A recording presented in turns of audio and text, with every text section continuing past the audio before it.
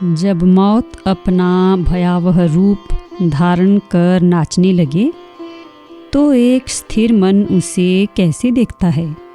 अक्सर हम इतिहास की किताबों में युद्धों के बारे में पढ़ते हैं, लेकिन इस अद्भुत अध्याय में प्रथम प्रहार का वह वर्णन है जो रोंगटे खड़े कर देता है। यहाँ गदाओं, त्रिशूलों और वज्रमुष्टियों का वह तांडव है जो पूरे अंतरिक्ष को धूल और शोर से भर देता है। देवी सरस्वती और लीला इस युद्ध को ऊपर से एक नाटक की तरह देख रही हैं, जहाँ हजारों योद्धा एक क्षण में काल के गाल में समा रहे हैं। यह अध्याय हमें उस महाप्रलय की याद दिलाता है जहाँ सब कुछ नष्ट हो जाता है सिवाय उस साक्षी चेतना के जो इसे देख रही है। लेकिन सबसे हैरान करने वाली बात यह है कि इस खौफनाक मंजर के बीच भी कुछ योद्धा ऐसे हैं जो इसे एक उत्सव की तरह देख रहे हैं। आखिर विनाश के बीच यह दिव्य दृष्टि कैसे संभव है? चलिए इस रहस्यमयी युद्ध की गहराई में उतरते हैं। 33वां सर्ग। संकल्प जनित विमान में स्थित सरस्वती और लीला द्वारा देखे गए दोनों सेनाओं के संग्राम का वर्णन। श्री रामचंद्र जी ने कहा, भगवान, इस युद्ध का कुछ संक्षेप से मुझसे वर्णन कीजिए, क्योंकि इन उक्तियों से श्रोता के कानों को बड़ा आनंद मिलता है। श्री वशिष्ठ जी ने कहा, हे श्री रामचंद्र जी, तदुपरांत वे देवियाँ उस संग्राम को देखने के लिए वहीं पर रोके गए मन से कल्पित सुंदर स्थिर विमान पर चढ़ी। इसी बीच में उन दोनों सेनाओं की परस्पर मुठभेड़ होने पर शत्रु की सेना से प्रलयकालीन सागर के कल्लोल की नाई निर्भय योद्धा निकला। कोई योद्धा पर उसके प्रहार करने की इच्छा करने पर लीला के पूर्व जन्म के पति राजा विदुरथ ने उसके व्यवहार को सहन करने में असमर्थ होकर पर्वत के शिखर पर पत्थर के समान उसकी छाती पर मुदगर से प्रहार किया। तदुपरांत दोनों सेनाओं में प्रलय काल के सागर के वेग से अग्नि की सदृश शस्त्रास्त्रों और बिजली की तरह शस्त्रों की कांति की वृष्टि करता हुआ शस्त्र संपात होने लगा। ऐसा घमासान युद्ध हुआ कि आकाश में तैर रहे अस्त्र शस्त्रों की चंचल धार के अग्रभाग से आकाश मंडल रेखांकित सा प्रतीत होता था। उसमें हो रहे कण कण शब्द के बीच में धनुषों के टंकार का शब्द सुनाई देता था। वीरों के हुंकार से मिलने के कारण अधिकाधिक गंभीर होता हुआ उसका शब्द ग्रीष्म ऋतु के अंत के मेघ के गर्जन शब्द को अपने में छिपा देता था। धनुष से छूटी हुई बाण धारा के अग्रभाग में प्रतिबिंबित सूर्य की किरण उसमें वितान का काम दे रही थी। बाण और तलवार के वारों से बज रहे कवचों से टंकार के साथ आग की चिंगारियां उड़ती थी। रणस्थल के आकाश में परस्पर आघात से छिन्न भिन्न हुए तलवार आदि शस्त्रों के टुकड़े पक्षियों की भांति उड़ रहे थे। वीरों की भुजारूपी वृक्षों के इतस्ततः संचार से युद्ध भूमि का नभस्थल जैसे प्रतीत होती थी, मानो उसमें चलने फिरने वाले वन घूम रहे हों। उसमें धनुषों की राशियों के टंकार से देवांगनाएं मारे भय के भाग रही थी। उसने बड़े भारी कोलाहल शब्द से मेघ के शब्द को भंवरे की गुंजार सा छोटा कर दिया था। जैसे परमात्म भावापन्न होने से निर्विकल्प समाधि पुरुष बाह्य शब्द आदि का अनुभव नहीं करते हैं, वैसे ही वह रण संग्राम भी बाह्य शब्द आदि का अनुभव नहीं करता था। कहा भी है, योगी समाधि में जब तक बाह्य शब्द आदि का अनुभव करता है तब तक वह सविकल्प समाधि है। उसके बाद यानी जब बाह्य शब्द आदि का अनुभव नहीं करता तो वह निर्विकल्प समाधि है। उसमें अर्ध चंद्राकार नोक वाले बाणों की लगातार वृष्टि से शूरवीरों के सिर और हाथ काटे गए थे। परस्पर के कंधों की टक्कर से बज रहे कवचों से वह युद्ध स्थल डरावना था। शस्त्रों के भीषण संघट से उत्पन्न कर्णकटु टंकार ध्वनि वीरों के हुंकार से मंद पड़ गई थी, तिरस्कृत हो गई थी। खड्गधारा तरंग रूपी मेघों से उस महायुद्ध भूमि के सभी दिंगमुख दंतूर से अर्थात कुछ ऊंचे से मालूम पड़ते थे। उस घमासान युद्ध में तलवार के प्रहार से शत्रु को क्रोध होने पर उसके सर को काटने के लिए प्रवृत्त हुए। हाथ को सिर के न मिलने से झग झग शब्द मुष्टि में पकड़ने के योग्य सा होता था। वहाँ पर चीरकाल तक बाहुओं पर ताल ठोकने वाले शूरवीर लोगों के ताल ठोकने से चट चट शब्द मानो गिर पड़ते थे। वहाँ पर शीघ्रता से म्यान से निकल रही तलवारों का लोहे की म्यान के संघर्ष से उत्पन्न हुए शीतकार शब्द से युक्त जल रहे स्फुलिंगों की सण सण ध्वनि होती थी। तेजी से लक्ष्य देश की ओर जा रहे लक्ष्य देश में जाकर फैलने वाले सरों की उसमें खरखर ध्वनि हो रही थी। वीरों के कटे हुए कंठों से धग धग शब्द के साथ प्राण और खून निकल रहा था। कटे हुए बाहुओं, सिरों और तलवार के टुकड़ों से आकाश पट गया था। कवच में टक्कर लगने से निर्गत दीप्त अग्नि की जटा तुल्य ज्वालाएं वीरों के केशों का स्पर्श कर रही थी। परस्पर टक्कर लगने से बज रही और कट कर गिर रही तलवारों का जो झण झण शब्द हो रहा था, उसने शूरों के चित्त को प्रफुल्लित और शरीर को रणोत्साह से दुगना बना दिया था। बर्छा से छिन्न भिन्न हाथियों की देह से उतरंगित रक्त प्रवाह बहता था। हाथियों के दांतों को टूटने से हुए दीर्घतम चीत्कार शब्द से वह अत्यंत भीषण प्रतीत होता था। मूसल के प्रहार से चूर चूर हुए लोगों की कष्टमय कातर हाहाकार ध्वनि हो रही थी। कटकर आकाश में तैर रहे शूरों के सिर रूपी पद्मों के समूह से आकाश बिल्कुल आच्छन्न था।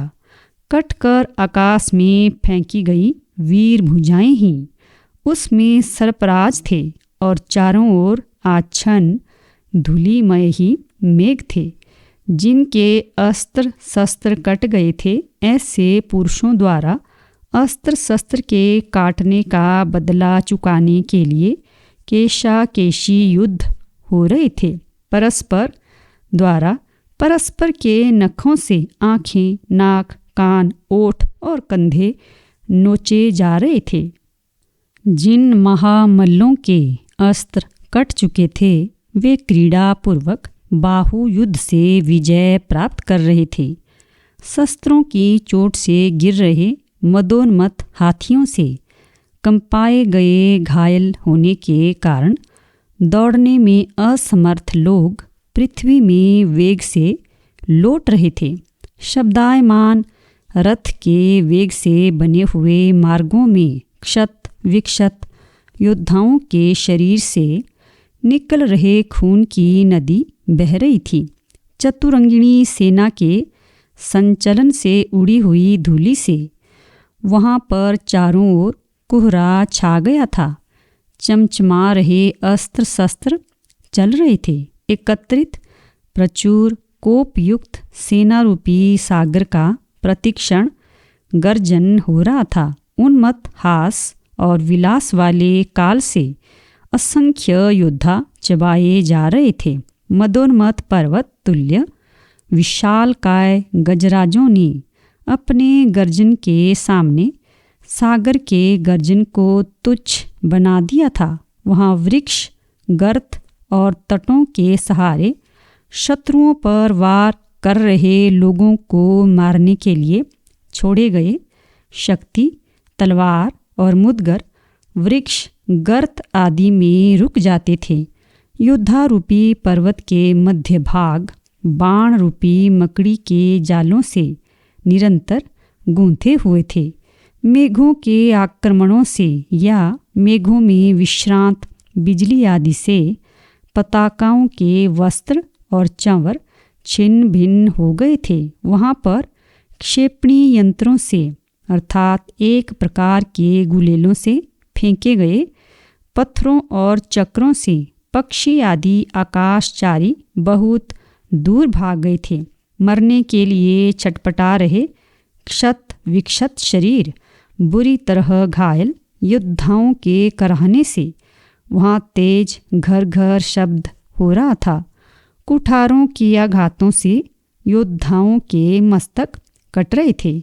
बहुत ऊंचे आकाश में उड़े हुए चमचमा रहे खड्गों के टुकड़ों से आकाश तारों से भरा प्रतीत होता था।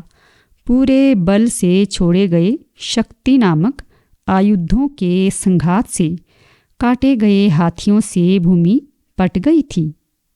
वहाँ सेना दर्शन से व्याकुल हुई वेतालों की स्त्रियां मुदगर छोड़ रही थी। आकाश में ऊंचे उठाए हुए शूरवीरों के तोमर तोरणमाला से प्रतीत होते थे। भुशुंडी से छिन्न भिन्न तलवारों के टुकड़ों का समूह आकाश का केश जाल सा मालूम होता था। वहाँ पर दैदीप्यमान भालों की छवि भालों के समूह रूप वेणु वन में छोड़ी हुई वनाग्नि के सदृश आकाश में चमक रही थी। वहाँ पर अपने सैनिकों की तलवार और छुरियों की कुशल वृष्टि से संतुष्ट हुए राजाओं द्वारा उनका सम्मान किया जा रहा था। शूलों पर टंगे हुए अच्छे अच्छे शूरों को ग्रहण करने के लिए अप्सराएं उद्यमशील थी। हिम वृष्टि से गल रहे कमलों के तुल्य गदाओं के गिरने से योद्धाओं के मुंह गिर रहे थे। भालों से जबरन कुचल दिए गए योद्धाओं की दुखप्रद चेष्टाओं से भीषण दृश्य हो रहा था। चक्रों और आरों के प्रहार से घोड़े मनुष्य और हाथी छिन्न भिन्न किए गए थे। अनेक कुल्हाड़ों के वारों से मदोन्मत्त हाथियों का समूह गिर रहा था।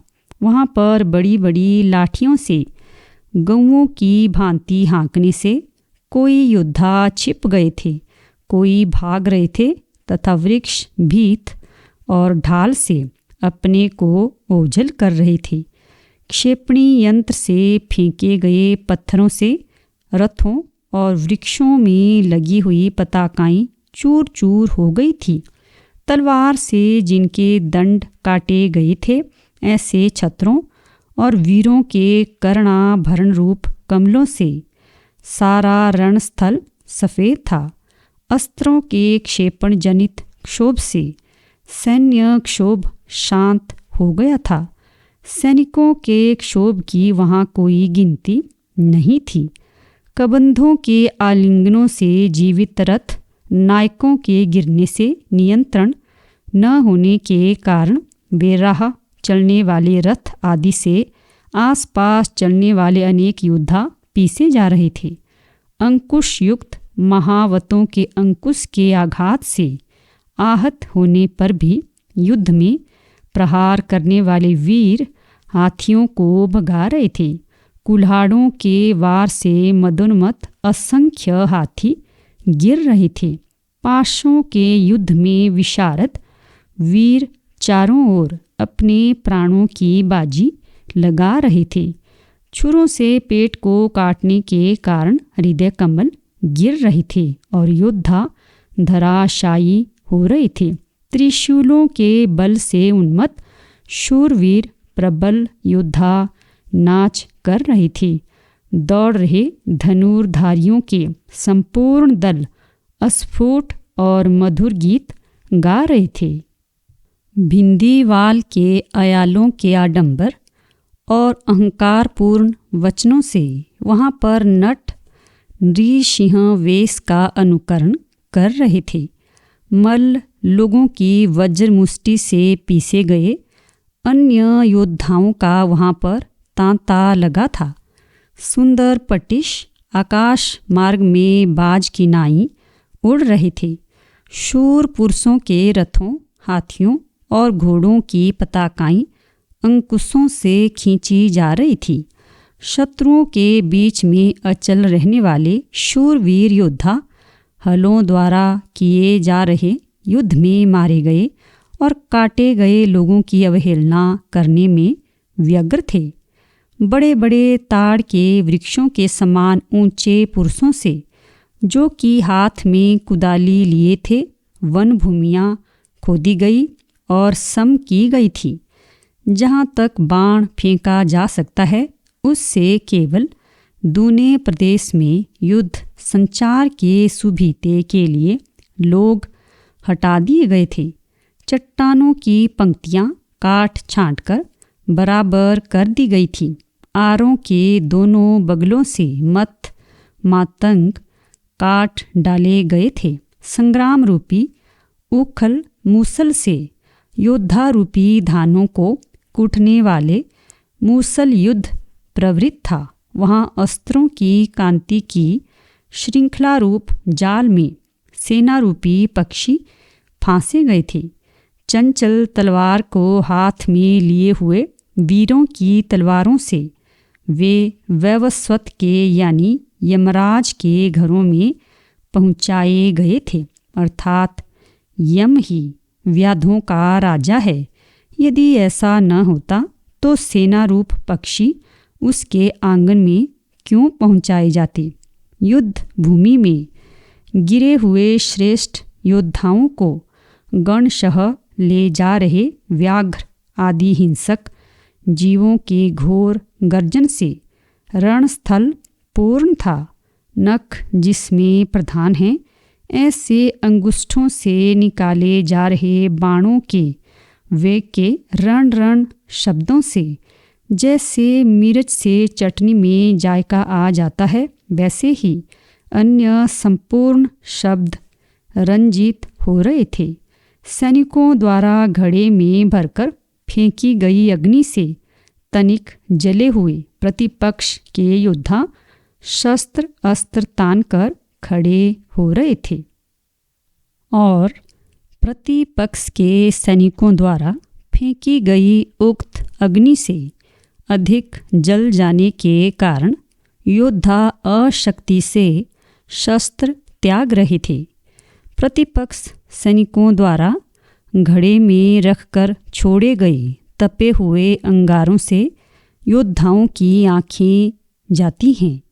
उक्त सैनिकों द्वारा छोड़े गए घड़े में स्थित विष मिश्रित जल से योद्धा गिर रहे थे।